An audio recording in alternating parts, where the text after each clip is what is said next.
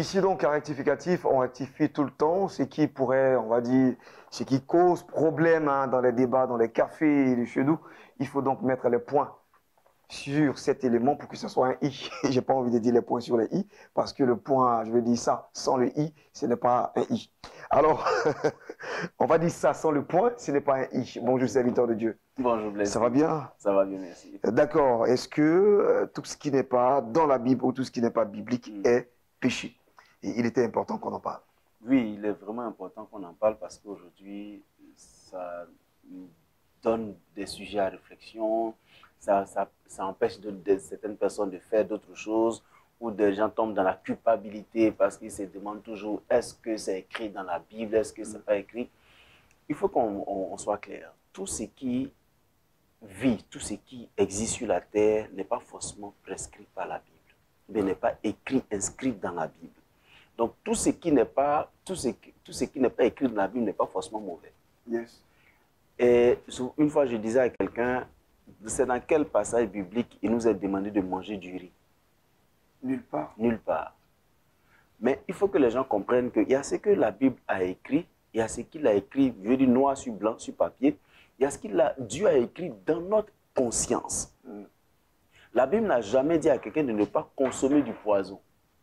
Pourtant, on n'en consomme pas. Pourquoi? Parce que ce n'est pas écrit que de ne pas consommer. Pourquoi on ne consomme pas? Parce que ce n'est pas écrit. Non, il faut que les gens comprennent que malheureusement aujourd'hui, les gens, soit ils veulent forcément qu'on vive selon tout ce qui est écrit, mais en même temps, ils sont dans une sorte de controverse, une sorte de contradiction parce que on peut vivre selon ce qui est écrit. Mais il y a des choses qui ne sont pas écrites qu'on pratique. Alors, c'est qu'il y a un problème. Il y a un problème, justement. C'est qu'il y a un problème. Il y a des lois morales, des principes moraux, j'allais dire comme ça. On n'a pas besoin d'être chrétien pour vivre, pour savoir que, bon, voilà, ils n'ont pas fait telle chose. Il faut que je sois sociable en société. Il faut que j'ai donc le respect des uns et des autres. Donc, je vais dire effectivement, est-ce qu'à partir de cette réflexion-là, on pourrait dire que la personne qui vit comme ça, elle est forcément chrétienne? C'est ça, en fait, Pedro. Non, je ne suis pas en train de parler d'abord de quelqu'un qui est chrétien. Je parle dans la généralité, c'est-à-dire, qu'on soit chrétien ou pas, il y a des choses qui sont écrites, c'est comme la loi d'un pays. C'est pas tout ce qu'on fait là qui est écrit dans la loi. Mais il y a des choses que toi-même tu sais que tu ne dois pas faire. Ben oui, si, dans ce que je dis, est-ce que parce que j'ai fait ça, ça veut dire que, ou bien par exemple, je n'ai pas fait ça, ça veut dire que je suis chrétien. Puisque pour nous, être chrétien, c'est faire tout ce qui est dans la Bible, en fait. Et je comprends maintenant. Quand on part, quand on sort de la Bible, on n'est plus chrétien, en fait, selon les gens. Oui, ça c'est selon... Quand c'est pas biblique, ça veut dire qu'on est de l'autre côté. Absolument. Donc, on est en train de se dire, mais est-ce que l'autre côté, quand on... c'est un peu compliqué. Je veux comprendre. Je veux dire, on se dit que quand on pratique tout ce qui est écrit dans la Bible, selon nous, c'est que nous sommes chrétiens. On est chrétien. Quand on ne pratique pas, on semble ne pas pratiquer ce qui est écrit dans la Bible, qu'on sort un peu, c'est qu'on n'est pas chrétien. On n'est pas chrétien, voilà, justement. Mais c'est le problème qui est là, c'est qu'on définit notre appartenance à Christ ou à Dieu par rapport à ce qui est écrit. Pourtant, il y a des choses qui sont écrites dans notre esprit, dans la pensée humaine, je veux dire dans l'âme de l'homme, qui n'a jamais été écrit ici. Comme je le disais tout à l'heure, on ne nous a jamais demandé de manger du riz, de transformer la graine en sauce. De faire beaucoup de choses. Il y a des choses que Dieu n'a plus. Le baouin, c'est pas écrit dans la Bible. C'est pas écrit dans la Bible. Donc, est-ce que ça signifie que ça doit être écrit d'abord avant que je ne pratique? Ou bien je dois écouter Dieu, écouter les pensées divines de Dieu inscrites dans mon cœur? Parce qu'aujourd'hui, par exemple, on parle de Réma, c'est de là que viennent ces expressions Réma et puis Logos. Les gens se sont rendus compte que tout ce que Dieu dit n'est pas forcément écrit. Écrit, oui. Donc, il faut qu'on arrive à être sensible à la voix de Dieu et à laisser Dieu nous conduire. Et faire en sorte que ce soit écrit ou pas, qu'on arrive à fonctionner selon un projet divin. Aujourd'hui, nous avons du mal même dans nos églises. Les pasteurs, quelques pasteurs ont du mal parce que Dieu veut souvent nous conduire sur un chemin de changement.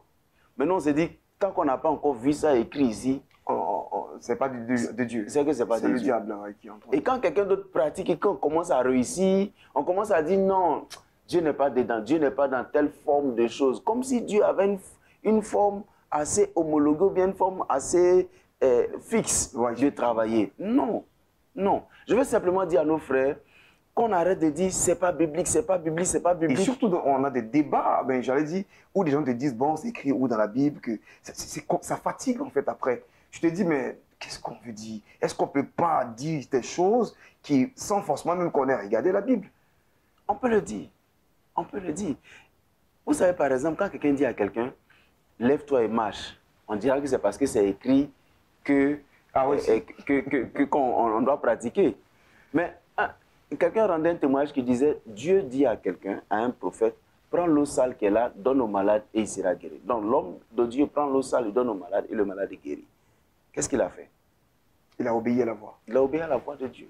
Est-ce que c'est parce que ce n'est pas écrit que ce n'est pas divin? Ce n'est pas écrit, mais c'est divin. Donc, je voudrais juste attirer l'attention des gens que tout ce qui est écrit, et retenez ce que je vais dire, tout ce qui est écrit dans la Bible n'est pas forcément divin. Mais tout ce que nous pouvons pratiquer de Dieu est divin. Parce que quand on dit par exemple que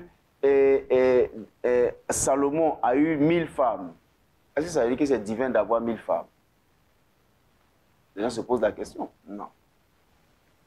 Pourquoi est-ce qu'on veut faire croire que la pratique des choses divines dépend forcément de ce qui est écrit? Si les gens ont défini qu'il y a un logos et qu'il y a un réma, c'est que les deux doivent s'accompagner pour pouvoir définir l'objectif fixé par Dieu pour un homme. Yes. Donc, il faut que les gens soient flexibles. Voilà, merci. Soient flexibles, qu'ils sortent des débats caducs et archaïques selon lesquels il faut forcément que ce soit écrit quelque part dans la Bible pour que ce soit divin. Non, Dieu a plusieurs façons de travailler. Yes. Et Dieu ne veut pas qu'on soit juste limité à ce qui est écrit sans tenir compte de ce qu'il peut nous dire qui vient de lui. Et donc, je répète, peut-être que ça a choqué des gens, mais tout ce qui est écrit n'est pas forcément divin. C'est clair. Mais tout ce que nous pouvons vivre de Dieu, de la pensée du Seigneur, nous conduisent dans les choses divines. Et je suis parfaitement d'accord. Donc, il faut justement qu'on arrive à comprendre que même les mouvements, tout ce qui est vie dans la nature, tout ça aussi, c'est un langage de Dieu. Absolument. Ouais, donc il faut comprendre cela. Et puis, il ne faut pas se demander pourquoi est-ce que c'est biblique. Si ce n'est pas biblique, c'est que c'est diabolique. Non. Et cette façon d'arriver à une conclusion, on va dire, assez hâtive, c'est pas bien, ça dégrade un peu notre connaissance, une certaine sagesse de la part de notre Dieu qui est multiforme, tu viens de le dire, il n'est pas uniforme, il est multiforme et donc il peut se mouvoir comme il veut, il peut prendre la forme qu'il veut, il peut bouger comme il veut, il est multicolore, lui seul, il est partout à la fois et donc il faut simplement avoir le discernement profond pour saisir justement le langage de Dieu. Absolument. Merci. Je crois que c'est ce qu'il faut la retenir. conclusion. Ouais, si. Merci. Merci infiniment, serviteur de Dieu. C'est toujours un plaisir de t'avoir parce que tu viens toujours avec des thématiques, j'allais dire, qui sont différentes. Et nous, ça nous plaît de toucher ou d'aborder, en tout cas, on va dire comme ça, ces genres de sujets-là qu'on ne se dit pas forcément. Après, un jour, il faut qu'on parle aussi de ce qu'on appelle les superstitions.